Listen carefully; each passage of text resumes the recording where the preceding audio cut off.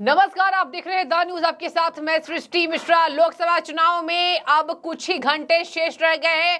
कल फर्स्ट चरण का मतदान होना है 102 लोकसभा सीटों पर। यह तगड़ा टक्कर आज यहाँ पूरी पार्टियों ने अपना पूरा दमखम चुनावी मैदान में फूंक दिया है। पत्रकार जी बताइए, उत्तर प्रदेश, बिहार, तमिलनाडु, इन सभी जगहों पर आपको किसकी मजबूत स्थिति दिखाई दे रही है? सर्वेस की माने तो इस बार बीजेपी की आशंकाएं एक बार फिर से बढ़ती दिखाई देंगी, जो कि चुनावों में पता चल रहा है कि सीटें इस बार अच्छी लेकर आएगी एनडीए सरकार। लेकिन क्या आपको लगता है कि इंडिया गठबंधन के सामने 350 पार करना मुश्किल है, या फिर आपको लग रहा है कि आसानी से ये काम बीजेपी करती दिखाई देगी? क्या कहेंगे आज? दोस्तों नमस्कार, मैं अजय पत्रकार। देखिए, ऐसा है कि जो पोजीशन है ये तो क्लियर नहीं कर सकते हैं कि अभी 400 सीटों का क्या होगा। बिल्कुल, मगर ये है कि मैं आपको बता रहा हूँ, जो 102 सीटें हैं 26 राज्यों की हैं। इसमें मैं आपको क्लियर कर दूं कि तमिलनाडु की 39 सीटें हैं। 102 सीटों की जो पहले की स्थिति रही है उसमें 45 इंडी गठबंधन जीती थी, राजग 41 जीती थी। दूसरी जो इसके बाद जो 41 के बाद जितनी सीटें थी सब बीजेपी के लिए बहुत टफ थी। अच्छा, इन 102 में अगर आप 41 सीटें हटा दीजिए, 61 सीटें 2019 में बीजेपी के लिए टफ थी। बीजेपी जीत ही नहीं सकती थी कभी। 2019 के पहले पोजीशन थी। आज की मैं आपको पोजीशन बता रहा हूँ। ताज्जुब की बात यह है कि उन बची हुई 61 सीटों में जहां बीजेपी बहुत कमजोर थी वहां बीजेपी फाइट कर रही है। कौन जीतेगा हारेगा हम ये तो नहीं बता सकते हैं, चूंकि मतदान चल रहा है। और मगर आपको बताना है कि यह इतिहास का पहला वो है कि बीजेपी फाइट कर रही है।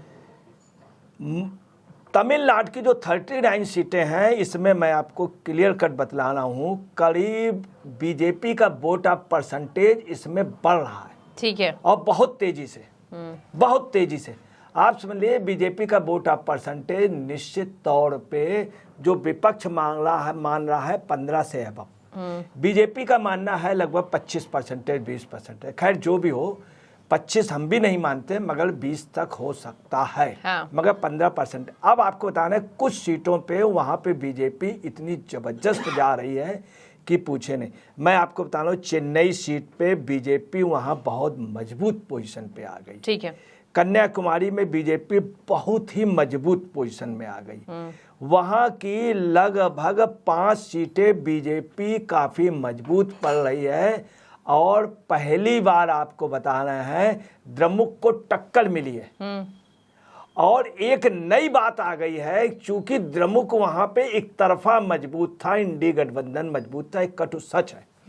अब द्रमुक का या और जो द्रमुक विरोधी हैं उनका ये मानना है कि अगर हम न जीत पाए तो इनकी सीट ही निकल जाने दो। तो जो द्रमुक के विरोध में वो बीजेपी को ऑटोमेटिकली मिल जा रहा। तीसरी आपको बता रहे हैं, अभी इन्होंने जो एक दंड उसमें पार्लियामेंट के उसमें किया सेंथिल का। हाँ। वो दूसरा तमाम ऐसे रहे कि जो सनातन का विरोध हुआ है उससे क्या हुआ कि वहाँ का जो मतदाता था हिंदू पक्ष का वो यूनाइट हो गया पहली बार। और यूनाइट होके बीजेपी की झोली में अपने आप चला गया। वही एक वजह है कि आपको बता रहे हैं कि तमिलनाडु में। दूसरी आपको बता रहे अंडमान निकोबार द्वीप समूह, लक्षद्वीप में मोदी गए थे। एक तरफा मोदी की ही चर्चा है। वहाँ का हर मुस्लिम कह रहा, अरे मोदी मोदी मोदी मोदी मोदी ने तो मालदीव से तो हमारा लक्षद्वीप बढ़िया कर दिया। और वहाँ लक्षद्वीप का देखना 2 साल बाद देखना। हाँ। हम सबसे रईस होंगे। ये फीलिंग है वहाँ पे। ठीक है। अब समस्या है कि अब आया कि चुनाव प्रचार में कौन आगे। तुम दोस्तों मैं बतला रहा हूँ, चुनाव प्रचार में मोदी ने इतनी रैलियां साउथ में की हैं, तमिलनाडु वगैरह में किसी बड़े लीडर ने नहीं की। ये चीज नहीं समझ में लोगों को आ रही कि मोदी ने इतनी रैलियां कैसे, लगभग 39 टाइम्स गए हैं, 39 टाइम्स।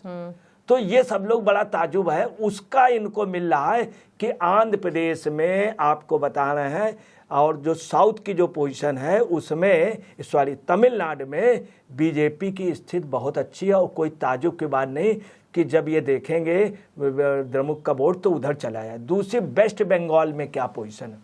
वेस्ट बंगाल में कूच बिहार, अलीपुर, जलपाईगुड़ी, वहाँ महिलाएं उतर आई। हकीकत मैं आपको बता रहा हूँ कि टीएमसी का मुकाबला और बांग्लादेशियों लोहिगांव का मुकाबला बीजेपी वहाँ नहीं कर पाई सड़कों पे उतर के, क्योंकि वो मजबूत थे।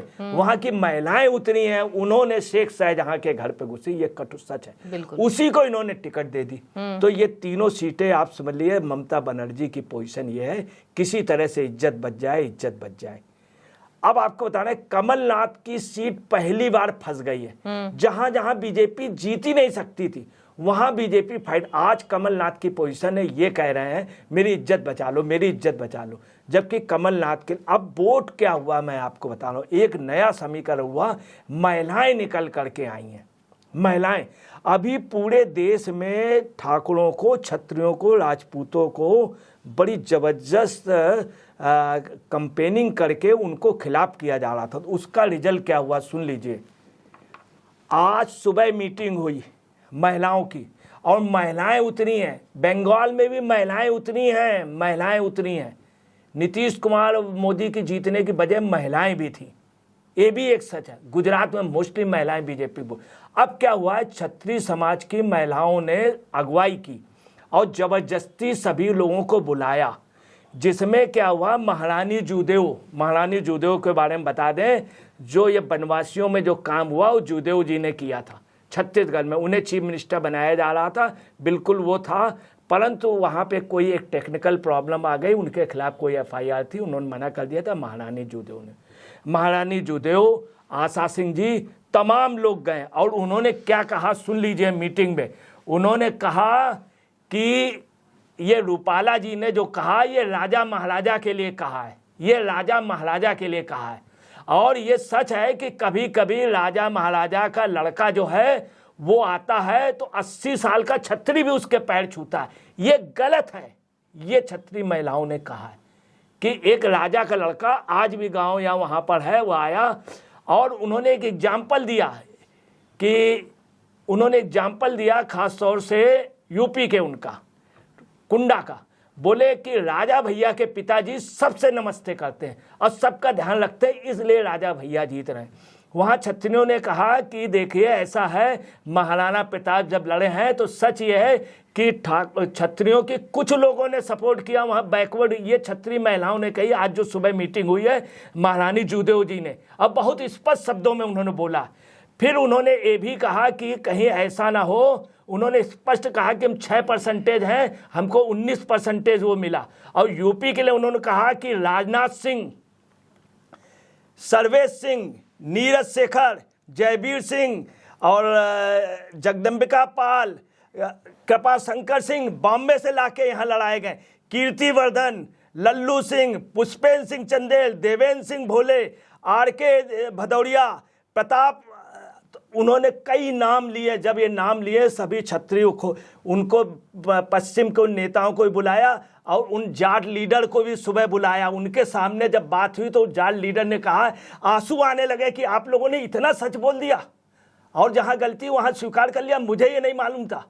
और आपस में गले मिले हैं। उन्होंने कहा कि सुन लीजिए, ये महिलाओं ने कहा है और महारानी जूदेव जी ने, आशा सिंह जी ने, जो एक बड़ी लीडर हैं, बड़ी लीडर, उन्होंने आदिवासियों में उन्होंने काम किया। उन्होंने कहा सुन लीजिए कि महाराणा प्रताप हल्दी घाटी में जीते थे, इतिहास मत बदलो कि महाराणा प्रताप को इस हल्दी घाटी में हरा दो। उन्होंने ये भी कहा संभाजी पानीपत में हार गए, अब दोबारा मत हराइए। उन्होंने कहा 1576 में, 1761 में हमसे गलतियां हुई थी, हमारा काम है छत्र का काम करना, ना कि किसी के सूल भोंकना। ये जब कहा है तो आपको बता रहे क्षत्रियों का आक्रोश जो था या क्षत्रियों का पूरे देश में ये हो गया, ये एक प्लस पॉइंट हुआ। दूसरी एक नई बात आई है कि यादव तबका वो बीजेपी की और मध्य प्रदेश में जबरदस्त, छिंदवाड़ा में ये पोजीशन है, यादव बीजेपी में चला गया लगभग 50-60% के लगभग। यूपी का लगभग 10-15% यूपी में जा रहा। दूसरी आपको बताना है, यूपी में जहां चुनाव हो रहे हैं वहां की एक नई स्थिति यह है कि जो सपा का जो गुट है वो सपा के प्रत्याशियों को हरा रहा। पश्चिम उत्तर प्रदेश में क्या हुआ है, जाट जो है वो आप समझ लीजिए चरण सिंह को सम्मानित करने की वजह से, उनके सम्मानित होने की वजह से और गठबंधन होने की वजह से, अजीत सिंह ग्रुप के से गठबंधन होने, जयंत से गठबंधन होने की वजह से आपको बताना है पश्चिम उत्तर प्रदेश में बीजेपी अपने आप बहुत स्ट्रांग हो गई। दूसरा, बैकवर्ड समाज, इनके जो ठाकुर अलग हुआ था वो ठाकुर सब बिल्कुल राइट टाइम आ गया, सब बिल्कुल ठीक हो, जाट और ठाकुर मतभेद खत्म हो गया आज की स्थिति। तीसरी आपको मेन बात बतला दे रहे हैं कि जो मेन जो ऐसी सीटें थी जहां बीजेपी कभी जीत, सब जगह फाइट कर रही, कौन होगा। 102 सीटों में आप ये यकीन मानिए इतिहास में पहली बार बीजेपी जो है लगभग 95 सीटों पे फाइट कर रही, इंडी गठबंधन जो है लगभग 50 सीटों पे फाइट कर रहा। अब रिजल्ट क्या होगा ये मतदाता तय करेगा। बहुत बढ़िया, ठीक है। रिजल्ट क्या होगा मतदाता तय करेगा, चुनाव में क्या होगा सब मतदाता तय करेंगे। नेता चाहे कितना भी चुनाव प्रचार कर ले, सभी चीजें जनता के हाथ में है और इसी वजह से कहा जनता सर्वे सर्वा है। आपको मैं अंत में बता दूं, इस बार जनता में ये होड़ मची है कि इस बार राष्ट्र को आगे बनाने वाले नेताओं को आगे बढ़ाना है। इसी नारे के साथ इस बार जनता वोट देगी। तो कल का दिन बहुत ही महत्वपूर्ण लोकतंत्र का त्योहार शुरू हो गया है और चुनावी जंग में सभी दिग्गजों ने अपनी ताकत झोंक दी है। आप बने रहिए, उत्तर प्रदेश की जनता देख रही है, बिहार की देख रही है और जिन राज्यों में वोटिंग होने वाली है जरूर कमेंट कीजिएगा किस राज्य में किसका समीकरण, किसका पलड़ा भारी है। पत्रकार जी शुक्रिया, आपकी जो भी राय हो जरूर रखें। शुक्रिया द न्यूज़ से जुड़ने के लिए।